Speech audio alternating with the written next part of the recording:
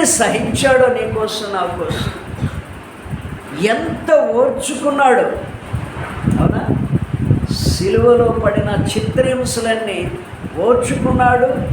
భయంకరంగా ఆయన నిందిస్తున్నప్పుడు సహించాడు. సహనము కలిగిన దేవుడు, ఓర్పు కలిగిన దేవుడు నా దేవుడు. ఇదే ప్రాముఖ్యమైన ఉద్దేశం. సహనము, ఓర్పు అనేది క్రైస్తవుల్లో లేనప్పుడు నీవు దేవుని దీవెనలకి వారసురాలివి కానే కాదు. సహనము, ఓర్పు ఏ క్రైస్తవుల్లో ఉంటుందో ఆ క్రైస్తవులు దేవునికి ఇష్టలు. ఒకటి ఫస్ట్ మాట.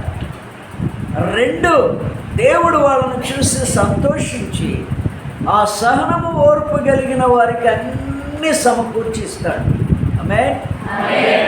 మూడు, సహనము కలిగిన వారు మంచి భక్తులు. మంచి భక్తులు.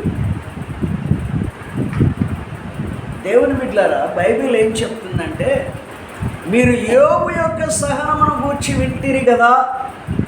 సహనము లేనివారు, ఓర్చుకోలేని వారు వినండి.